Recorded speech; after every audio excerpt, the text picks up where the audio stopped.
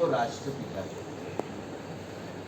बहुत से लोग ये भी कहते हैं कि गांधी किधर राष्ट्रपिता है, हमारा राष्ट्र तो अनादि अनंत है, सदियों से चला आ रहा है। जब से ब्रह्मा हुआ, वो कभी हुआ वो किसी को मालूम नहीं, लेकिन तब से हमारा राष्ट्र अस्तित्व में है। वो राष्ट्र कैसा, यहाँ अलग अलग लोग हमारे ऊपर राज्य करते थे। जब ब्रिटिश छोड़ के गए तब यहाँ 550 से ज्यादा संस्थान थे। उन सब संस्थानों को इकट्ठा करके भारत का निर्माण हुआ। ये भारत का निर्माण क्यों पॉसिबल हुआ, क्यों शक्य हुआ, वो समझ में लेंगे तभी हम गांधी को ठीक से समझ पाए। मैंने कहा कि 9 जनवरी 1915 को गांधी ने अपोलो बंदर में अपना पांव रखा और उनका भारत भ्रमण शुरू हुआ। उनके जो गुरु थे उन्होंने कहा कि आप 2 साल किसी भी पॉलिटिकल एक्टिविटी में पार्टिसिपेट नहीं करेंगे, 2 साल आप सिर्फ भारत देखेंगे। और गांधी जी ने उनका भारत भ्रमण शुरू किया। 1916 में चंपारण, जो उत्तर प्रदेश का एक भाग है, वहां से कुछ किसान गांधी को मिलने आए। कांग्रेस के जो सेशन चला था कलकत्ता में, उस सेशन में वो लोग आए और उनकी सिर्फ गांधी के पास एक ही मांग थी कि देखो गांधी जी, हमारे यहाँ बहुत अन्याय चल रहा है चंपारण में। ये जो ब्रिटिश, मुझे लगता है अगर किसी को इंटरेस्ट नहीं है तो प्लीज चले जाइए, प्लीज। जिनको सुनना है वही बैठे, आपको कोई नहीं सुनाएगा ये बातें।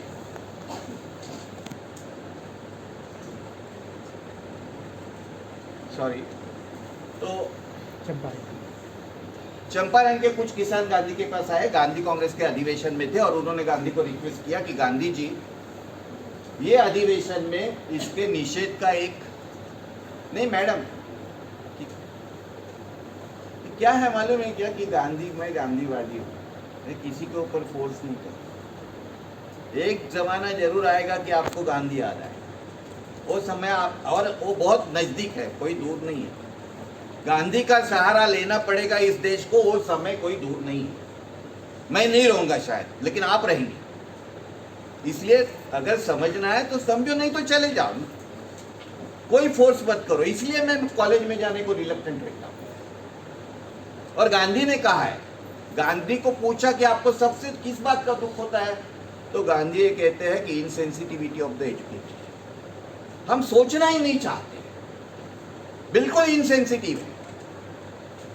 वहां लोग वो बाढ़ का सामना कर रहे हैं, वहां हमारे 26 लोग मारे गए और हम क्रिकेट खेलते हैं। ये हमारी सेंसिटिविटी, और हम देखते हैं, फटाके बजाते हैं। ये सेंसिटिविटी है, ये गांधी नहीं चाहता है। तो आप सुनना है तो सुनो, नहीं सुनना है तो जाओ। ये 2 लोग रहेंगे तो भी मैं सुनाऊंगा, और जितना मुझे सुनाना है उतना सुनाऊंगा।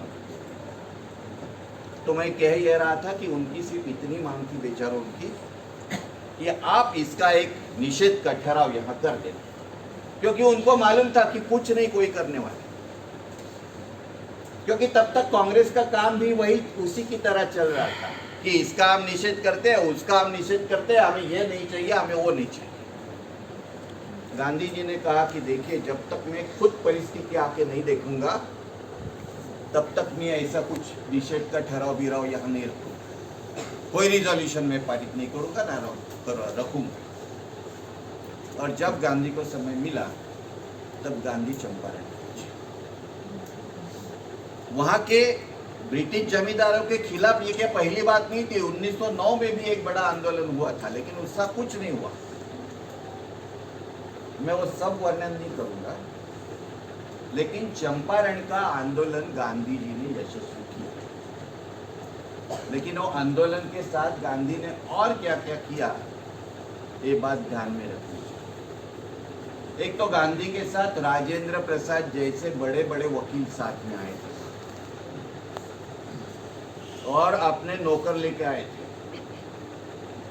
आपके रसोइये लेके आए थे, क्योंकि वो बड़े पैसे वाले थे। और उस समय कोई किसी के साथ यानी अपना जात छोड़ के किसी के साथ खाना नहीं खाता था।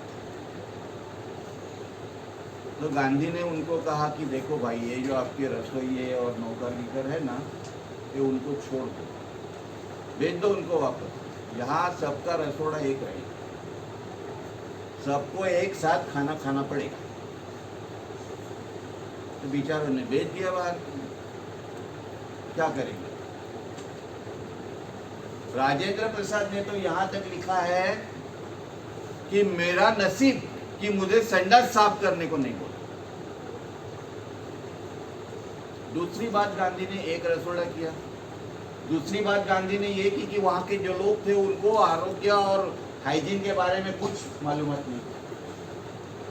लोग को दांत मांजने तक सिखाया गांधी जी के लोगों ने चंपारण। तीसरी बात की कि जिस जगह से वो पानी भरते थे वो जगह भी बहुत खराब थी, वो सफाई का काम गांधी जी ने किया और उनको सिखाया। वहां बच्चों के लिए स्कूल चालू किए। हमारे महाराष्ट्र से अवंतिकाबाई गोखले वहां गई, जिन्होंने गांधी का पहला चरित्र लिखा। कर्नाटक से लोग गए, वहां आरोग्य धाम चालू किए। एक आदमी कहीं का, गुजरात का, अफ्रीका से यहाँ आता है, चंपारण जैसे, अभी भी चंपारण में चंपारण जाना इतना आसान नहीं है। ऐसे प्रदेश में जाता है, वहां रहता है, वहां लोगों का सुख दुख देखता है और उनको ज्यादा से ज्यादा सुविधा पहुंचाने की कोशिश करता है। दूसरी बात गांधी ने की कि जो भय था लोगों के मन में, वो भय को काफी दूर किया। गांधी को जब पकड़ के लेके गए और उनको तुरंत छोड़ना पड़ा, क्योंकि गांधी बोले कि ठीक है, मेरे को गुनाह कबूल है, आपको जो सजा देनी है वो दे दो, सजा खत्म होने के बाद मैं वापस जाऊंगा। तो उनको छोड़ दिया। लेकिन एक क्षण ऐसा आया चंपारण में कि गांधी को पकड़ के लेके जाने वाले थे वापस। तो ये सब जो राजेंद्र प्रसाद वगैरह जो लोग थे उनके साथ, उनको गांधी ने पूछा कि मुझे तो पुलिस ब्रिटिश पकड़ के लेके जाएंगे, मेरे जाने के बाद आप क्या करेंगे। लोग बोले आप, हम क्या करेंगे, हम तो आपके साथ आए हैं, अभी आपको ही पकड़ के लेके गए तो हम हमारे घर चले जाएंगे। गांधी कुछ बोले नहीं। लेकिन उन लोगों ने बाद में सोचा कि ये आदमी खुद पकड़ के लेके जाने को तैयार है, पकड़ने देने को तैयार है, और हमने तो उसको कह दिया कि आपको पुलिस पकड़ के लेके जाएगी तो हम घर चले जाएंगे। तो ये कुछ बात बराबर नहीं। दूसरे दिन उन्होंने गांधी जी को जाके कहा कि हमने कल आपको ऐसा बोला, लेकिन हमने सोचा है कि अगर आपको पकड़ के लेके जाएंगे तो हम भी खुद को अरेस्ट करेंगे। गांधी जी एक ही वाक्य बोले, और वाक्य था कि अब ये लड़ाई जीतनी।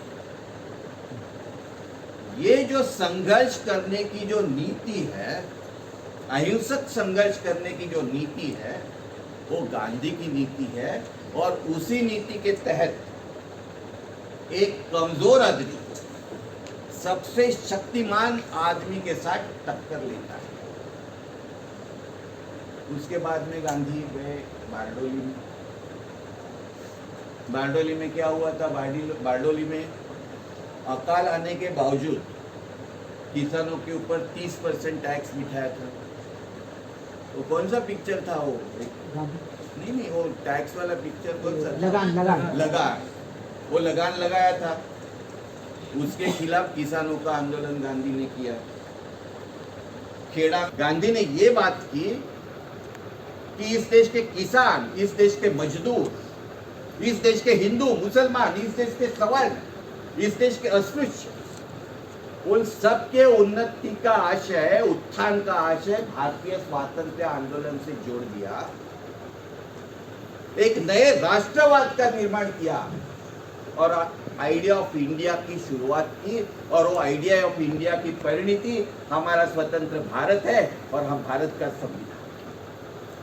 ये गांधी के सर्वसमावेशक स्वातंत्र्य आंदोलन के वजह से ही पॉसिबल हुआ, और इसीलिए गांधी को हम राष्ट्रपिता कहते हैं।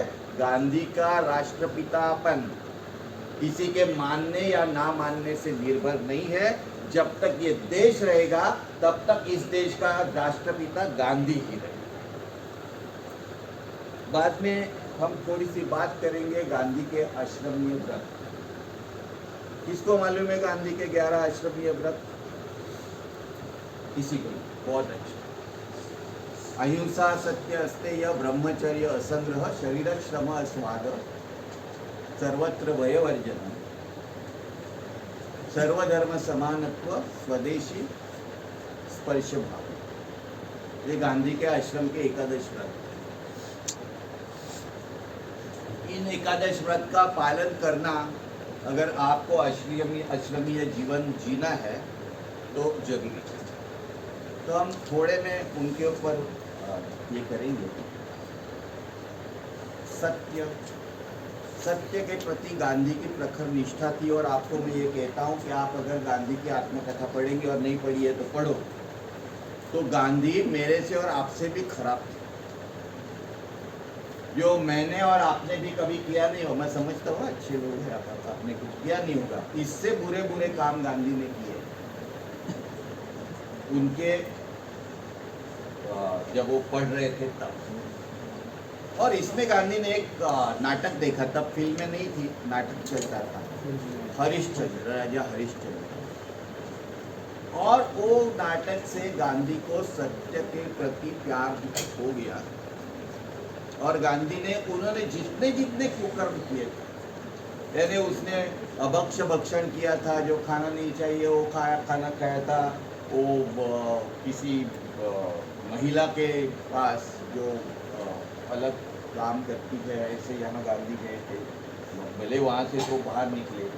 और वो सब खाने के लिए जो कर्जा होता है, वो कर्जा चुकाने के लिए जो उनके पास सोने का जो ये था, कड़ा था, कंकड़ था, उसमें से कुछ सोना भी उन्होंने निकाल के बेचा था। इतना तो किसी ने अभी तक किया नहीं होगा हम में। ये बता इसलिए रहे हो कि गांधी जन्म से महात्मा नहीं थे, गांधी महात्मा हो गए। वो देखने के बाद गांधी ने, राजा हरिश्चंद्र फिल्म देखने के बाद गांधी ने अपने पिताजी को एक खत लिखा कि ऐसे ऐसे अपराध मैंने किए हैं, आप जो भी सजा देंगे वो मैं ले लूँ। और वहाँ कहीं जहाँ पिताजी बैठते हैं वहाँ वो चिट्ठी लिखे हुए रखे हुए। तो और गांधी जी भी रोने लगे, और शायद दोनों के आंसू से गांधी जी का पाप धुल गया। और ये सत्य के प्रति उनकी इतनी निष्ठा थी कि मैं एक ही उदाहरण दूंगा। जब वो बैरिस्टर बनने लंदन निकले तो उनके माँ के मन में बहुत संशय कि जो बाहरी कंट्रीज में जाते हैं, पर्टिकुलरली लंदन जैसे शहर में जाते हैं, आप जाके देखो तो वहाँ बहुत ठंड रहती। तो वहाँ जाता है तो आदमी मदिरा पान करता है, अभक्ष भक्षण करता है, और भी कुछ बातें करता है।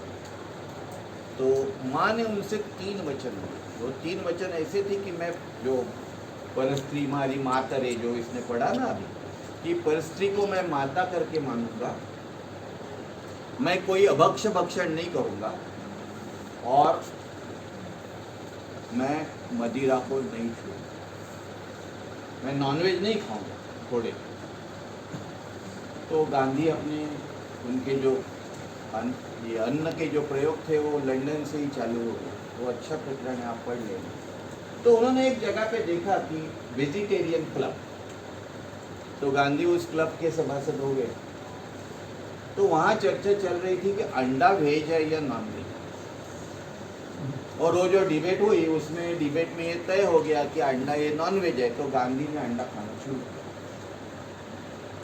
लेकिन बाद में गांधी के दिमाग में ख्याल आया कि ये जो मैं अंडा खा रहा हूँ वो वेज रहे या नॉन वेज रहे, लेकिन मैं बहुत बड़ी गलती करता हूँ, मैं सत्य से प्रताड़ना करता हूँ, मैं सत्य से परे हो रहा हूँ। क्योंकि मेरे माँ ने जब मेरे से ये वचन लिया तो मेरे बेचारी माँ को अंडा ये चीज ही मालूम नहीं है, तो शाकाहारी है या मांसाहारी है उसके बारे में वो बेचारी सोच भी नहीं सकती। फिर गांधी जी ने कहा कि देखिए ये अंडा आपके हिसाब से शाकाहारी रहेगा, लेकिन मेरे माँ ने जब मेरे से वचन लिया तब उसके दिमाग में ये अंडा भी होगा, इसलिए मैं अंडे को नहीं। इतनी सत्य के प्रति उनकी निष्ठा और अहिंसा तो सत्य की तरफ जाने का गांधी का रास्ता है।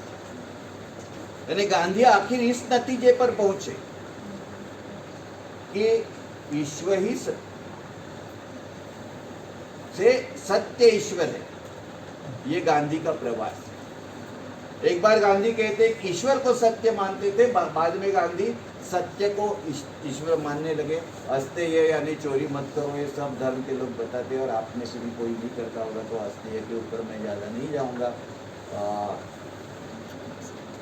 ब्रह्मचर्य के बारे में गांधी के विचार किसी को मान्य नहीं होंगे, लेकिन गांधी के आश्रम में और गांधी के आंदोलन में महिलाएं काफ़ी संख्या में थी और भारत में पहला वो ऐसा वक्त था कि महिला सार्वजनिक जीवन में आ गई।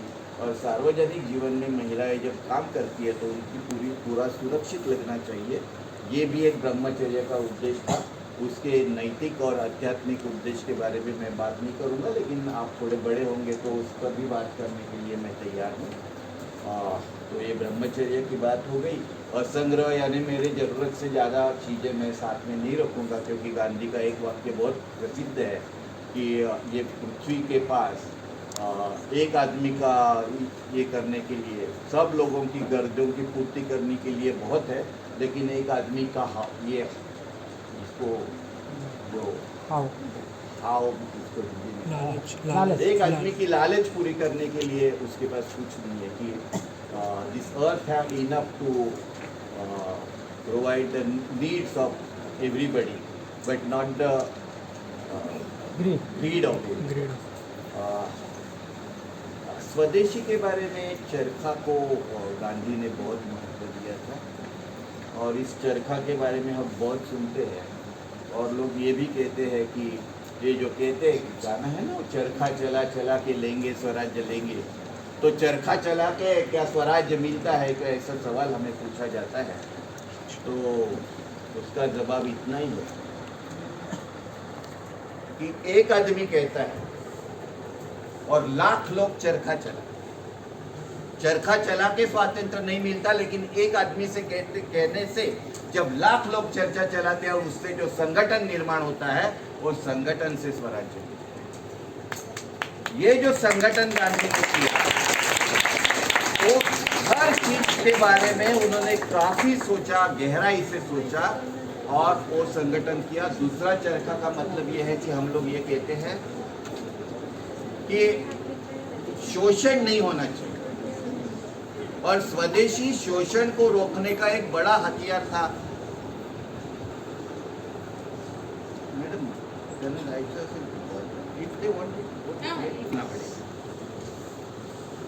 तो मैं ये कह रहा था कि शोषण, कि राष्ट्र के द्वारा और मनुष्य का मनुष्य के द्वारा, उस शोषण को रोकने के लिए गांधी चरखा की तरफ देखते थे। उसमें उत्पादक, यहाँ इकोनॉमिक्स के अगर विद्यार्थी बैठे होंगे तो उनको यह बात बड़ा समझ में आएगी। मैंने मैडम को पूछा, शी इज इकोनॉमिक टीचर, कि आपके सिलेबस में गांधीयन इकोनॉमी है क्या? तो बोली नहीं, लेकिन गांधीयन इकोनॉमी जो है वो शोषण को खत्म करने की इकोनॉमी है। अगर उत्पादक ही उपभोक्ता, मेरी जरूरत की चीजें अगर मैं ही पैदा करता हूं या मेरी जरूरत की, गांव की जरूरत की चीजें गांव में ही पैदा होती है, तो किसी को शोषण करने का मौका नहीं मिलेगा।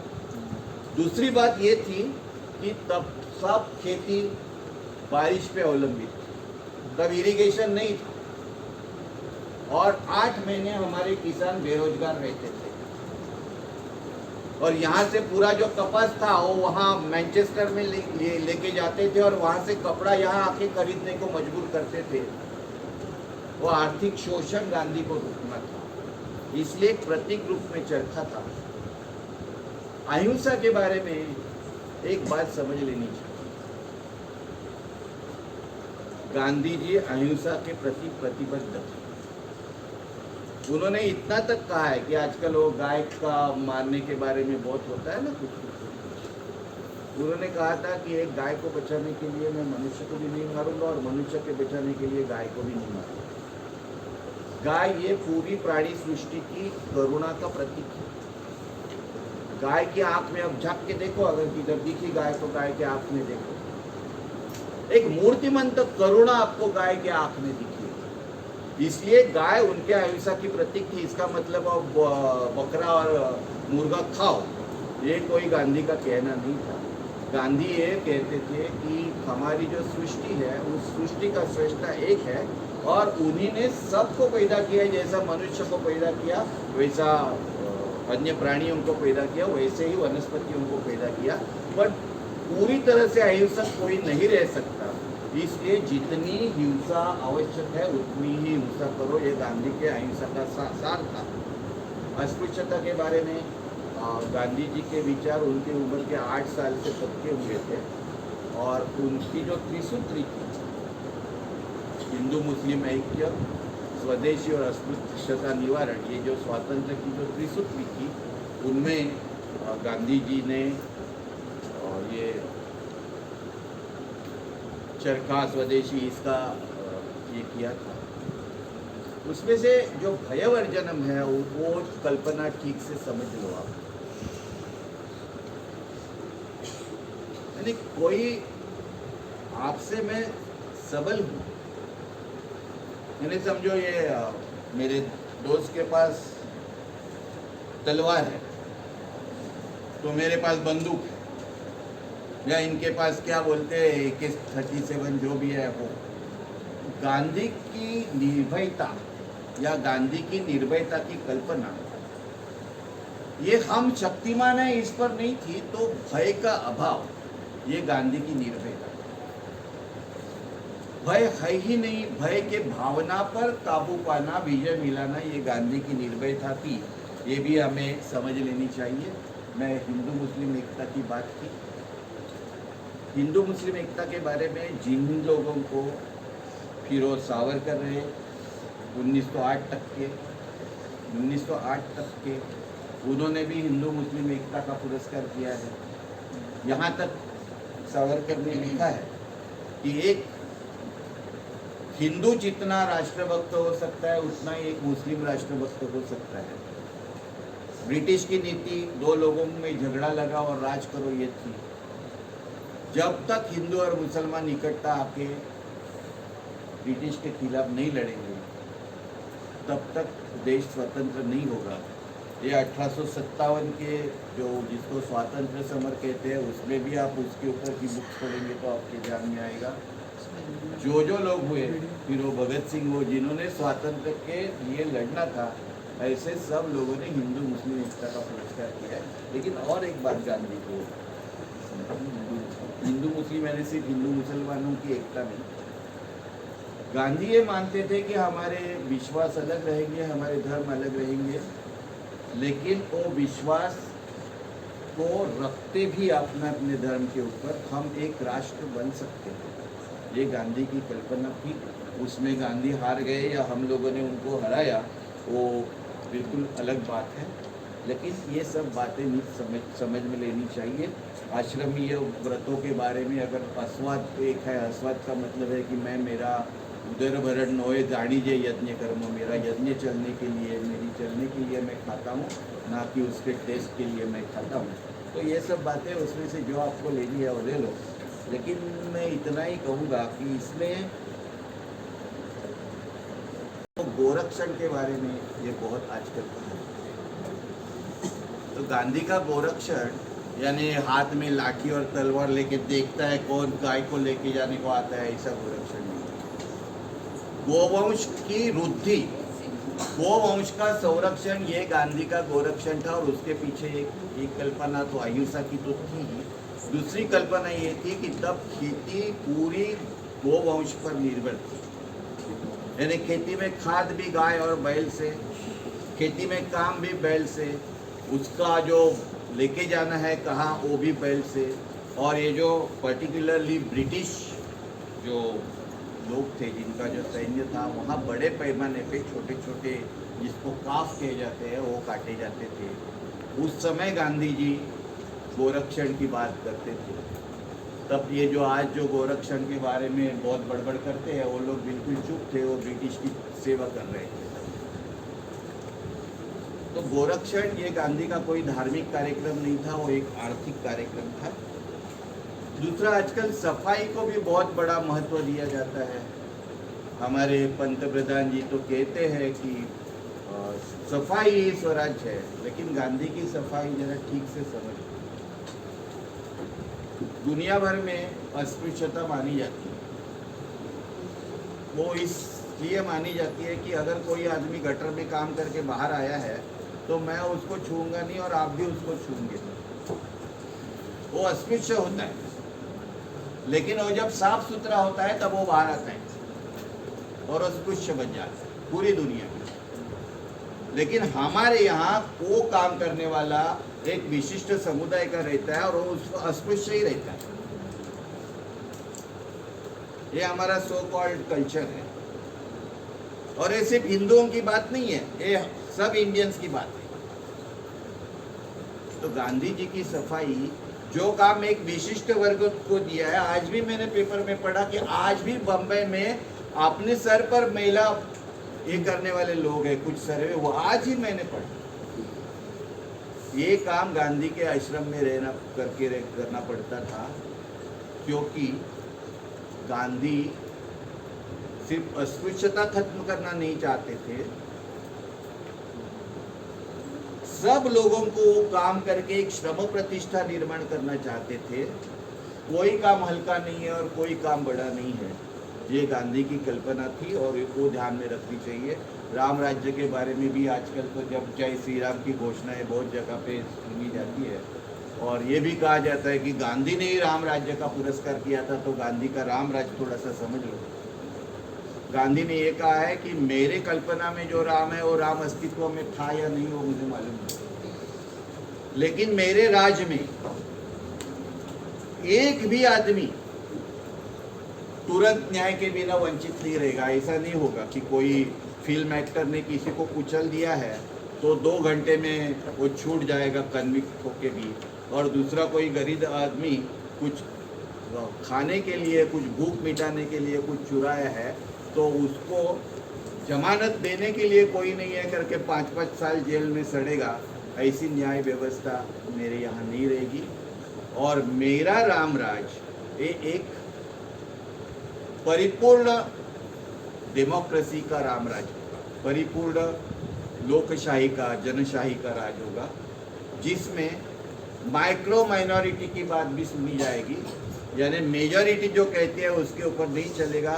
कोई अल्पमत में है उन करता है, वो आत्मनिर्भर होकर बाहर निकलना चाहिए, उसको जीने की कला उसके पास होनी चाहिए। इसलिए कोई ना कोई एक मूलोद्योग, फिर वो सुतार का काम रहेगा या बुनाई रहेगी या और कुछ रहेगा, ये गांधी सिखाना चाहते थे।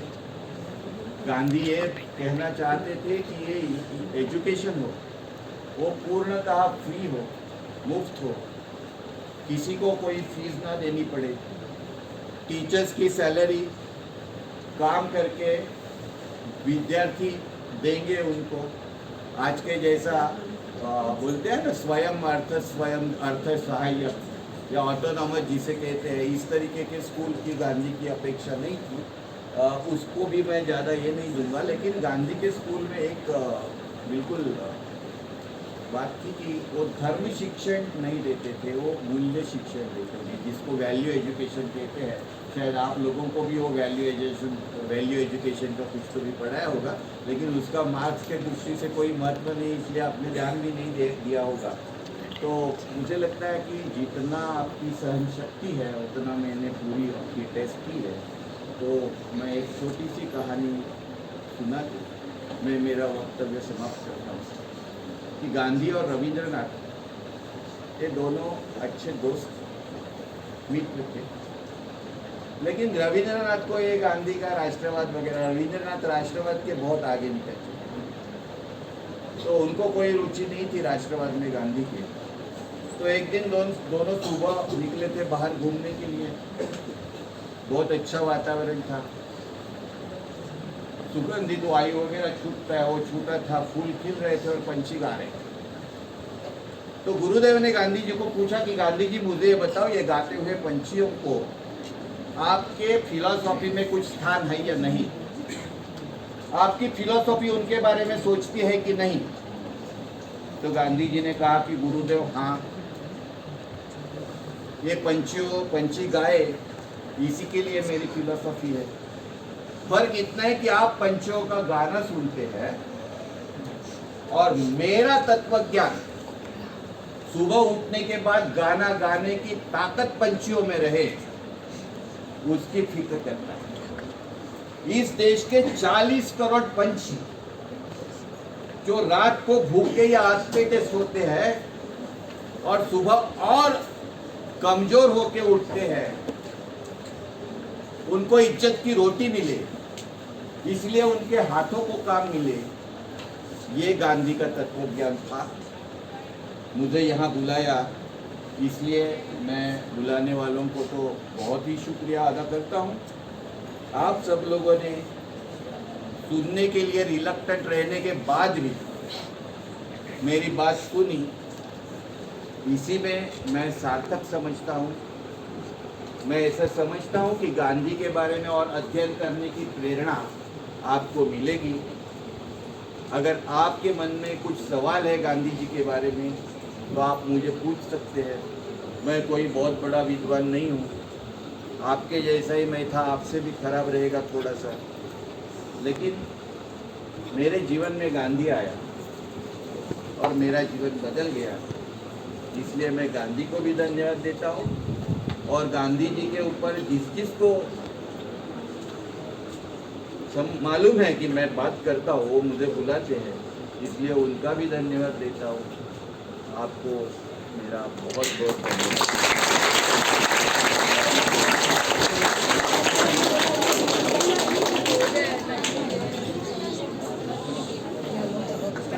As we come to the end of the event, it is my distinct honor and privilege to deliver the vote of thanks. Firstly, our deepest gratitude goes to our chief guest, Dr. Vivek Korde sir, to truly elevate this occasion. Thank you, sir, for your inspirational talk. Next, I would like to express my thankfulness to our Honorable Principal Ma'am and our Vice Principal to provide a platform to express our views. Now, I would like to express my deepest pleasures to our teachers, Nazneen Ma'am, Khushbu Ma'am, and Dattu sir, to equip us capable of hosting today's event. I would like to thank our staff who helped us throughout the event. Last but not the least, I would like to thank all the members of the associations and the audience without whom the event couldn't be successful. Thank you very much.